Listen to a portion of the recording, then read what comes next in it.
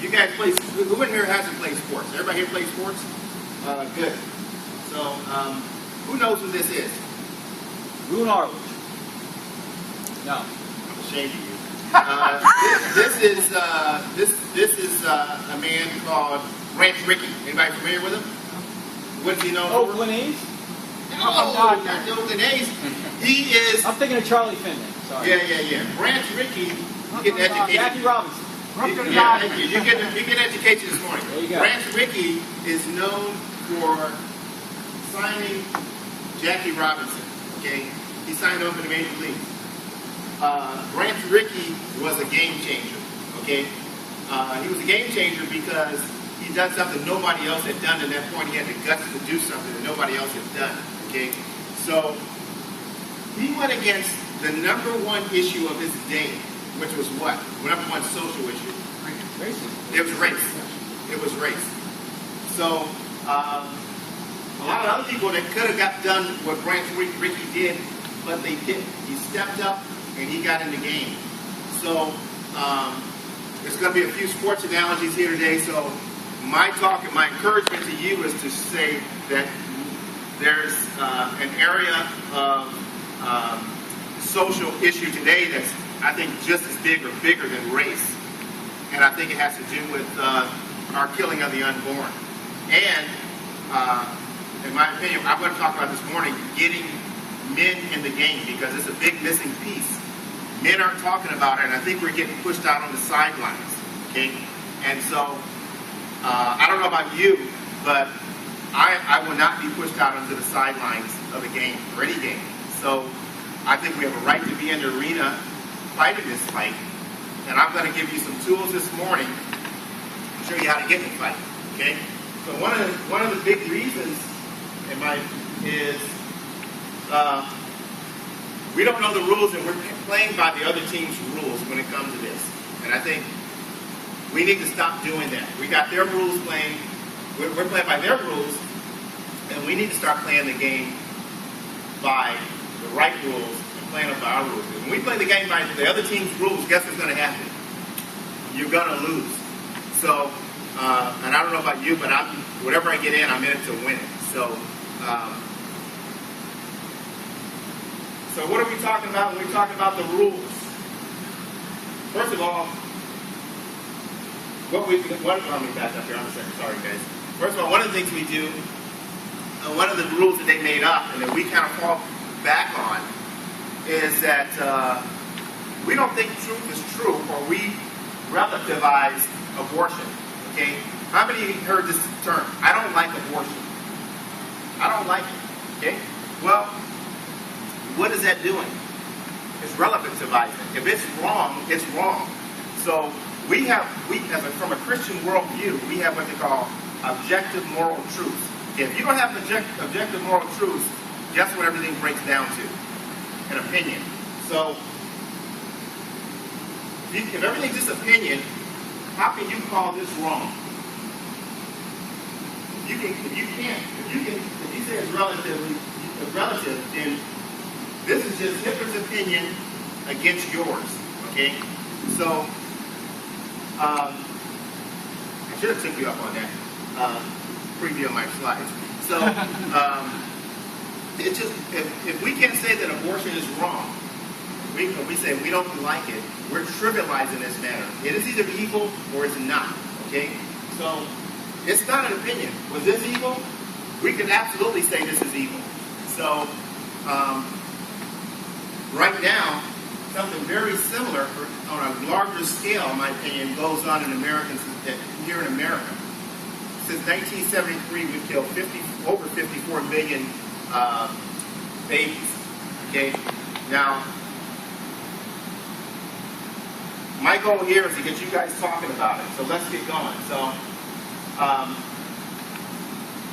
one of the things we have to do is we have to ask a question. Do me a favor, guys. Close your eyes for about just a few seconds for me.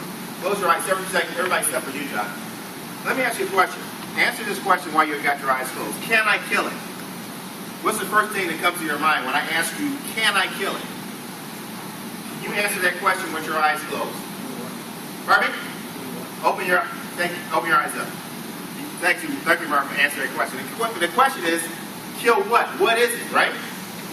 So before we can answer the question, can we kill something, we should first ask the previous question, what is it? Is it just a snake that you found in your yard? Is it a tree? What is it? So we have to answer the question, what is the unborn? Okay? And I'm going to give you an answer from science. And I advise you to commit this to memory as a part of your game plan for discussing this. And it's very, very simple. From the earliest moments of conception, we have a distinct, living, and whole human being. It's distinct, it's got its own DNA, and it's whole. It's not a part of something. Every one of you, when you were an embryo, well, let me back up for a second. You didn't come from an embryo one time. You were an embryo. So we didn't start off as something else and become it. We were an embryo. So the first thing we do is we argue from science.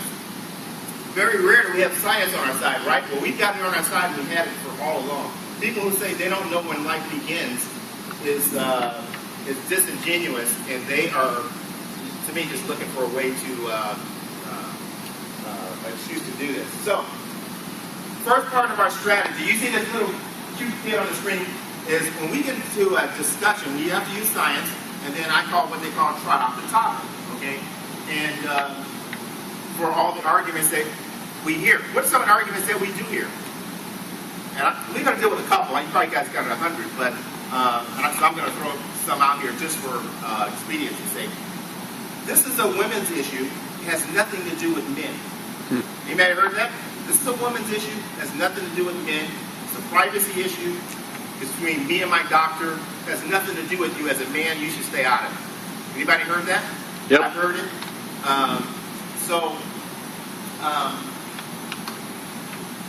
The first thing that we should think about, and we should do, is what I call it trot on the topic. And I ask the question. I say, hey, I appreciate you asking me that. Challenge me on that. I'm a man. I should stay out of it. But let me ask you a question. If I've got a toddler in front of me, imagine I got a toddler in front of me, and I got a mother that's trying to kill it. Should I stay out of it if she tells me it's not a man's issue and it's a woman's issue? Okay?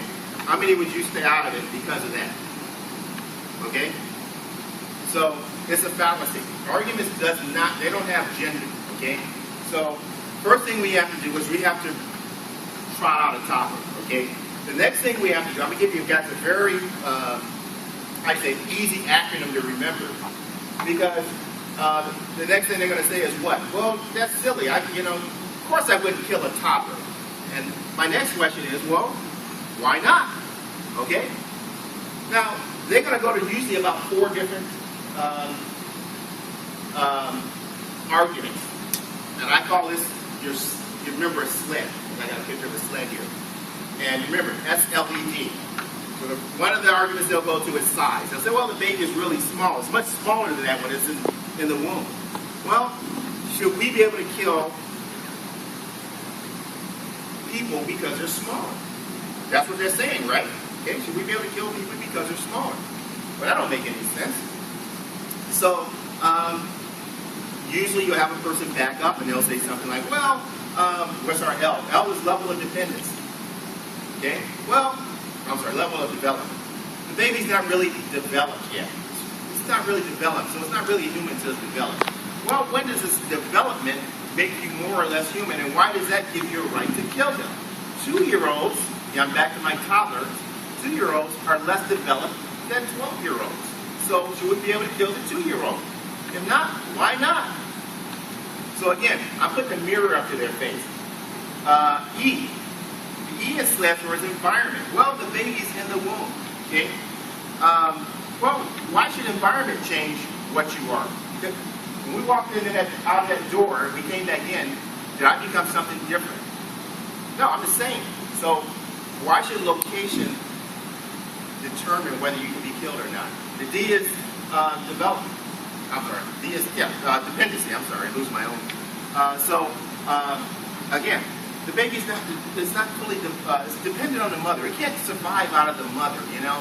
Well, it can't survive without the mother. Well, neither can a 2-year-old. Should we be able to kill a 2-year-old? You can even make an argument that 18-year-olds are less developed than their parents. So,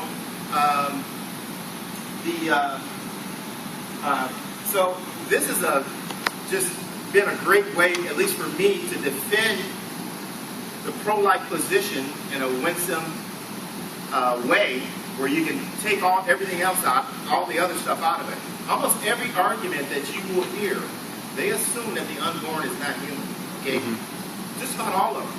So when I get in conversations with folks, or when you get in conversations with folks, the first thing you hear, usually you want to start attacking. They start going down the road of focusing on the person's argument. And I urge you not to do it. I have to fight to even bring myself back on these and say, you know what? Get back to my focus. Bring out the toddler. I had somebody bring up an objection to me a few days ago.